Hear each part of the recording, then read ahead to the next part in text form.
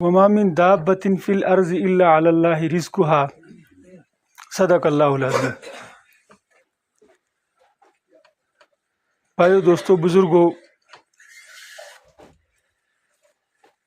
آج کی اس بابرکت محفل میں جس کے متعلق میں اکثر ذکر کرتا رہتا ہوں کہ ہمیں اللہ تعالیٰ کا شکر ادا کرنا چاہیے کہ بار بار اللہ تعالیٰ ہمیں یہ جو نعمتیں ہیں یہ نصیب کرے۔ اس میں ذکر کروں گا، جیسے میں نے آپ کے سامنے آیت پڑھی کہ اللہ پاک فرماتے ہیں کہ وَمَا مِن دَابَّةٍ فِي الْأَرْضِ إِلَّا عَلَى اللَّهِ رِزْقُهَا، کہ زمین میں کوئی بھی زیرو ہے، جاندار ہے، جانور ہے، تو اس کا رزق میرے ذمہ ہے۔ اب اس میں صرف جانور نہیں ہے بلکہ ہم انسان جو ہیں ہم بھی اس میں شامل ہیں۔ اب صرف فرق یہ ہے کہ جانوروں کا عقیدہ تھوڑا زیادہ مضبوط ہے، ہمارا میرے خیال میں تھوڑا سا کمزور ہے۔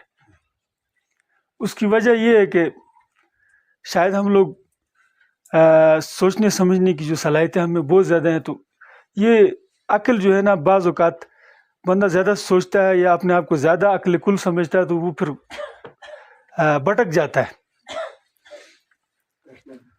تو اب بات یہ کہ دیکھیں، رزق تو ہر جاندار کھاتا ہے، اور پرندوں کو آپ دیکھیں صبح سویرے نکلتے خالی پیٹ، رات کو پیٹ بھر کے آتے، کوئی فیکٹری نہیں ہے، کوئی دکان نہیں ہے ان کی، کوئی ملازمت نہیں، کچھ بھی نہیں ہے۔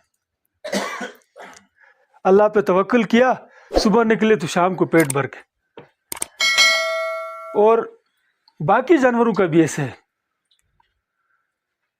اب یہ ڈیجیٹل زمانہ ہے، ابھی مچھلیاں آپ دیکھیں، اتنی بڑی بڑی مچھلیاں ہیں سمندروں میں کہ ہمارے مکانوں اتنی بڑی بڑی مچھلیاں شاید اس سے بھی بڑی ہوں، اور جب سمندر سے نیچے سے چھلانگ لگا کے گرتی ہیں آپ دیکھیں کہ پورا جو نا سمندر ہلتا ہے۔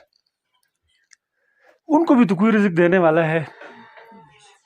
جس کی جسامت جتنی بڑی ہے ظاہر بات ہے اس کی ڈیمانڈ بھی اتنی زیادہ ہے، اس کو زیادہ رزق چاہیے ہوتا ہے۔ تو عرض کرنے کا مطلب یہ ہے کہ رزق کے متعلق جو ہے وہ ہمیں پریشان نہیں ہونا چاہیے، کیونکہ جب اللہ تعالیٰ نے خود وعدہ کیا کہ رزق دینا میرا کام ہے، تو پھر ہم اور آپ نے ٹینشن کیا لینی۔ اور پریشان ہم لوگ کیوں ہوتے ہیں؟ پریشان اس لیے ہوتے ہیں، دیکھیں، میں ایک حدیث میں نے پڑھا کہ انسان کے جو مقدر میں جو لکھا ہوتا ہے تو وہ وقت سے پہلے وہ چیز نہیں ملتی، اور جو مقدر میں جتنا لکھا ہے اس سے زیادہ اس کو نہیں ملتا۔ اب بندہ پریشان کیوں ہوتا ہے؟ بندہ پریشان اس لیے ہوتا ہے کہ ایک تو یہ کہ وہ وقت سے پہلے وہ چیز مانگتا ہے کہ میرے پاس یہ بھی چیز ہو، یہ بھی چیز ہو، حالانکہ وہ چیز اللہ تعالیٰ نے اس کے مقدر میں لکھی ہوتی، لیکن وقت بھی لکھا ہوتا ہے کہ فلاں وقت میں اس کو یہ چیزیں ملیں گی۔ اور دوسری بات یہ ہے کہ ایک مقدار ہے، ہر آدمی کے حصے کے لیے اللہ پاک نے ایک اس کا رزق لکھا ہوا ہے، جہاں لکھا ہوا ہے، اور جتنا لکھا ہے وہ اللہ پاک نے پہلے انسان کے پیدا ہونے سے پہلے لکھ دیا۔ تو ہم لوگ پریشان کیوں ہوتے ہیں؟ پریشان اس لیے ہوتے ہیں کہ ہم ایک تو یہ کہ اپنا جو حصے کا جو رزق ہے وقت سے پہلے مانگتے ہیں، اور دوسرا ایک ہم مقدار سے زیادہ مانگتے ہیں، اس لیے ہم لوگ پریشان ہوتے ہیں، حالانکہ رزق تو اللہ پاک دے رہا ہوتا ہے۔ اب اس کی مثال آپ دیکھیں، ہمارے ہاں یا ہم لوگ کیا کرتے ہیں، گھاس کاٹ کے سٹاک کر کے رکھتے ہیں۔ اب آپ مجھے بتائیں، جانوروں کو ہم جو گھاس ڈالتے ہیں، یہ جب خزاں کا موسم ہوتا ہے، اینڈ ہوتا ہے، اس سیزن میں ہمارے پاس کچھ 6 مہینے کا جو نا وہ ان کے جانوروں کا جو گھاس وغیرہ یہ سٹور ہوتا ہے۔ اب ہم یہ کریں کہ کیا نام ہے، یہ جانور یہ کہیں کہ یار یہ ہمارے جو کیا نام ہے یہ آقا جو ہیں یا مالک ہیں، یہ بڑے ظالم میں اتنا گھاس رکھا ہوا ہے، اور ہمیں جو ہے نا تھوڑا تھوڑا ڈیلی دے دیتے ہیں، تو کبھی پیٹ بھرتا صحیح، کبھی نہیں بھرتا۔ تو اس کے بجائے یہ سارا لاکھ ہمارے سامنے رکھے تو مزے تھے ہمارے۔ تو اگر ہم یہ جانوروں کی جو ہے نا وہ اگر وہ ڈیمانڈ مان کے اگر وہ سارا ان کے سامنے رکھے تو کوئی ہمیں عقل مند کہے گا؟ نہیں کھائے گا.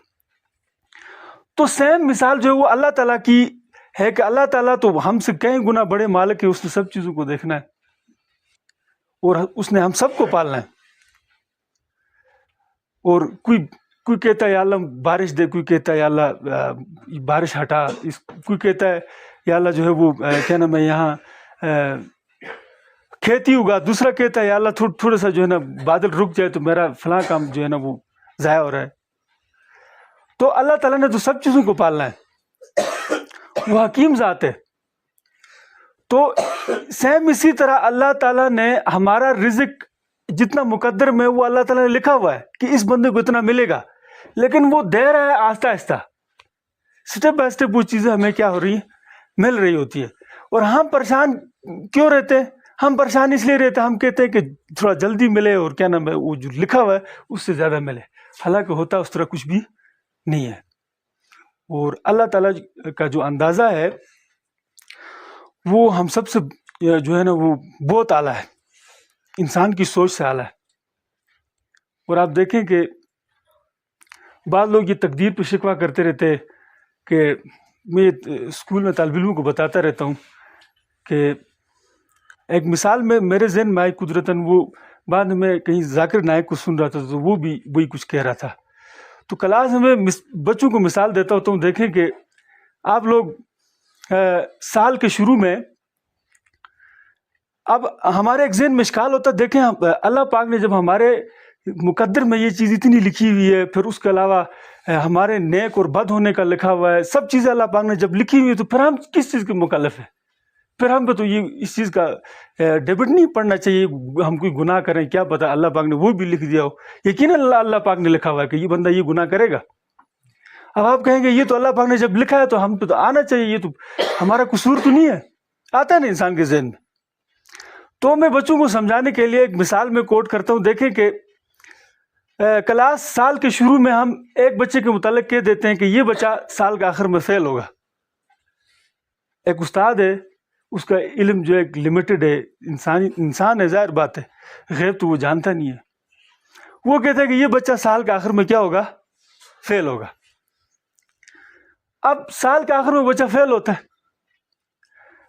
اب یہ جو سال کے یہ جو بیچ میں جو 12 مہینے ہیں، اب مجھے بتائیں کہ ان 12 مہینوں میں اس استاد نے اس بچے کو روکا کہ آپ نہ پڑھیں؟ نہیں روکا. اور اس کے علاوہ کیا نام ہے یہ جو بچہ ہے اس نے مجبور بھی نہیں کیا کہ آپ جو ہے نا، یا یہ جو استاد کے کہنے سے یہ بچہ فیل نہیں ہوا، یا یہ استاد علم الغیب بھی نہیں جانتا تھا. صرف استاد کی اتنی وضاحت ہے کہ اس نے دیکھا کہ یہ بچہ شرارتیں کرتا ہے، کنذین ہے، پڑھتا ہے تو یاد نہیں ہوتا، یا یہ اس کی کمپنی اچھی نہیں ہے، برے بچوں کے ساتھ گھومتا پھرتا ہے. تو اس کو ایک اندازہ سا ہو جاتا ہے، والدین کو بھی اندازہ ہو جاتا ہے، ہر بندے کو اندازہ ہوتا ہے کہ یہ بچہ آگے چلنے والا نہیں ہے. تو اتنے بڑے سسٹم کا چلانے والا ایک اللہ تعالیٰ کی ذات ہے، وہ تمام جو ہے نا عالموں سے بڑھ کے ہے. تو اس کو بھی اس کا علم تو ہم سے کئی گنا جو ہے نا ہزاروں گنا جو ہے نا وہ زیادہ ہے. وہ بھی اللہ تعالیٰ جو ہے نا اسی طرح کسی کا ہاتھ پکڑ کے اس سے برائی نہیں کرواتے. کرتے ہم خود ہیں، گناہ کرتے تو ہم خود کرتے، نیکی کرتے تو ہم خود کرتے. لیکن اللہ تعالیٰ نے ایک اندازہ لگایا ہوتا ہے، لکھ لیا ہوتا ہے کہ یہ بندہ یہ گناہ کرے گا، یہ کرے گا، یہ کرے گا، پھر آخر میں اس سٹیج تک جا کے وہاں پہنچنا ہے، اس نے جنت میں یا جہنم میں. تو بیچ میں یہ ویسے ایک بات آ گئی. تو عرض کرنے کا مقصد یہ تھا، دیکھیں کہ ہمارا جو ہے نا عقیدہ کمزور ہے. باقی یہ کہ یہ اسی آیت کے متعلق آیا کہ ایک قبیلہ تھا اشعریین.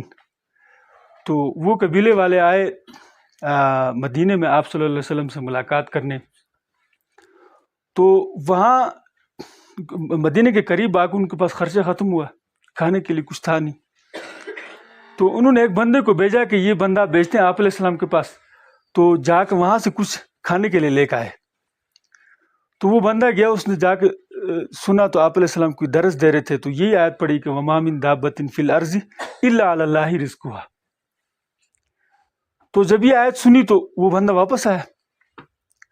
واپس آ کے قبیلے والوں کو کہا کہ میں ادھر گیا تو یہ آیت پڑھی ہے. ظاہر بات ہے جب اللہ تعالیٰ نے کہہ دیا کہ تمام لوگوں کی جو ہے وہ کھانے کی رزق کی ذمہ داری میری ہے، تو اللہ پاک ہمارے لیے بھی کوئی وسیلہ پیدا کریں گے۔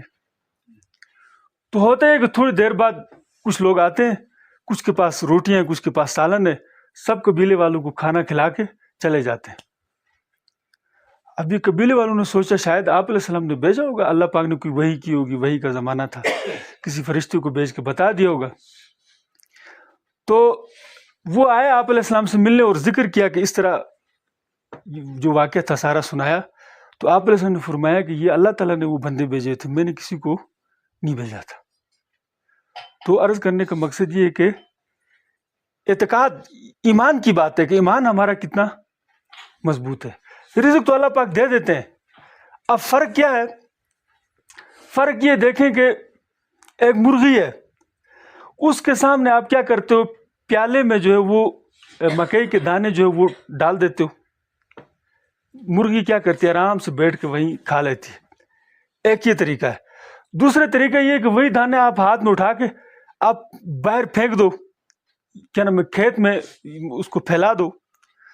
اب وہ مرغی جتنے دانے اس پیالے میں کھانے تھے وہی اتنے دانے وہ باہر سے چن کے کھا لے گی، لیکن فرق کیا ہے کہ وہ پھر ایک ایک دانہ چن کے مشقت میں ادھر ادھر، کوئی کیچڑ میں ہوگا، کوئی کیا ہوگا، سارے اٹھا کے پھر وہ کھا لے گی۔ اس کو ٹائم بھی لگے گا، پھر تھوڑا سا تھکاوٹ بھی ہوگی، گھومے پھرے گی۔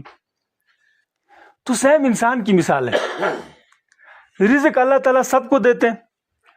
اب ہوتا ہی ہے کہ جو اللہ تعالیٰ کا فرما بردار ہوتا ہے، نیک بندہ ہوتا ہے، اس کے لیے اسی طرح اللہ پاک آسانی سے اس کو رزق دے دیتے ہیں، ذرائع ایسے پیدا کرتے ہیں کہ اس کے لیے رزق جو آسانی سے مہیا ہو جاتا ہے۔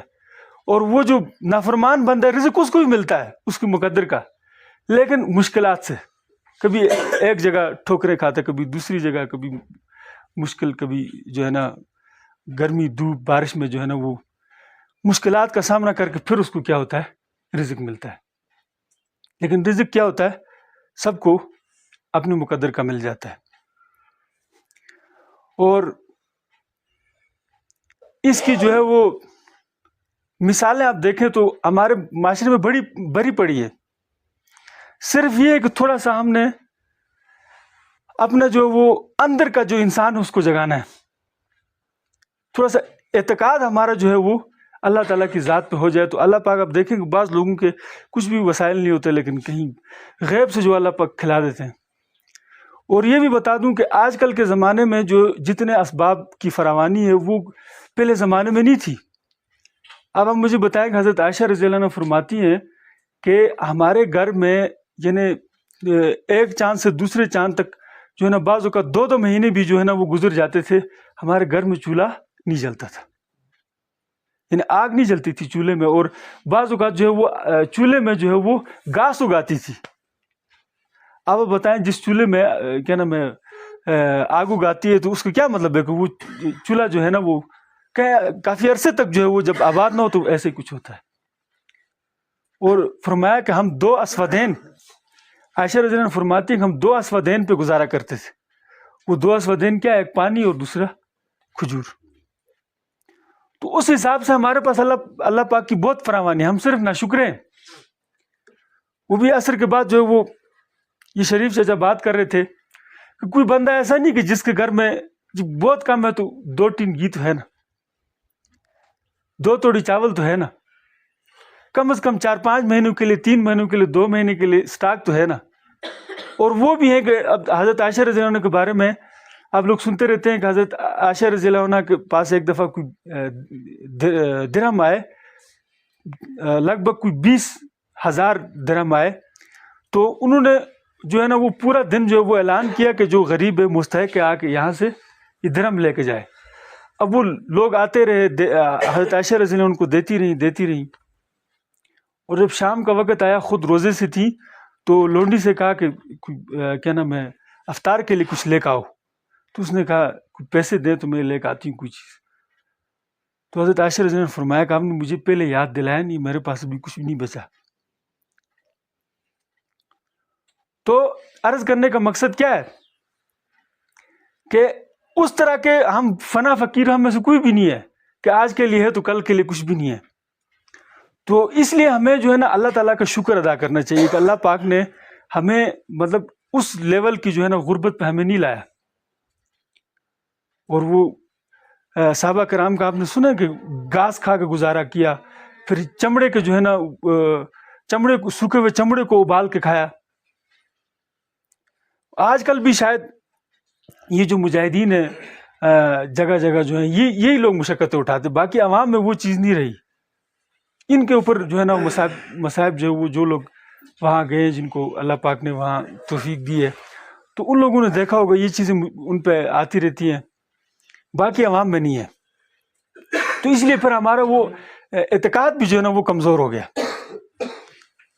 اب دیکھیں کہ وہ میں ذکر کرتا رہتا ہوں کہ ہم یہ 17 میل میں یہ ادارہ ہے, تو ہم لوگ وہاں پڑھتے تھے. تو کیا نام ہے, ایک دفعہ رات کو مغرب کے بعد اعلان ہوا ہے, تو محترم صاحب کی طرف سے اعلان کیا کہ کسی استاد نے کہ صبح ناشتے کے لیے کچھ بھی نہیں ہے, تو اس لیے یہ درود تنجینہ کی یہ جو آپ پڑھتے رہے تو اس میں لکھا ہوا ہے یاسین میں, تو اس کا ہم نے ختم پڑھنا ہے مغرب کے بعد. پرچیاں لا کے سب کو تقسیم کی, اور اس کے بعد پھر دعا کی سب نے. آپ یقین کریں کہ اس دعا میں جو اخلاص ہوتا ہے نا وہ کہیں نہیں ہوتا ہے. اور آپ جامعہ فریدہ میں جو طالب علم ان کو دیکھیں یا کسی اور مدرسے کے طالب علموں کو آپ آپس میں موازنہ کریں تو سمجھ آتی ہے. راتوں کو اٹھ کے روتے ہیں, یا اللہ صبح ناشتہ کہیں سے بھیج, دوپہر کا کھانا نہیں, یا اللہ دوپہر کے لیے کھانے کا کوئی انتظام فرما. اس وقت سے ہی اخلاص آتا ہے بندے کو. اب جب ہم وہ میر پور میں ہم گئے, انگلینڈ والوں کا مدرسہ تھا, ادھر مینیو بنا ہے, شام کو چھوٹا گوشت ہے, اگلے دن صبح کیا نام ہے حلوہ ہے, اگلے دن سبزی ہے, اگلے دن بریانی ہے. مجال ہے کہ کوئی اس طرح کا اخلاص آئے کہ یا کوئی اللہ تعالیٰ سے وہ مانگنے کی اس طرح کی نوبت آئے. تو سیم مثالیں جو ہے وہ ہمارے معاشرے میں بھی ہیں. رزق کی فراوانی ہوئی, ہم لوگ مانگتے نہیں اللہ پاک سے. تو عرض کرنے کا مقصد یہ ہے کہ ہم لوگ جو ہے وہ اپنے حصے کا جو اللہ پاک نے ہمارے حصے میں رکھا ہوا ہے وہ مل کے رہے گا, لیکن ہم نے کیا کرنا ہے کہ اپنے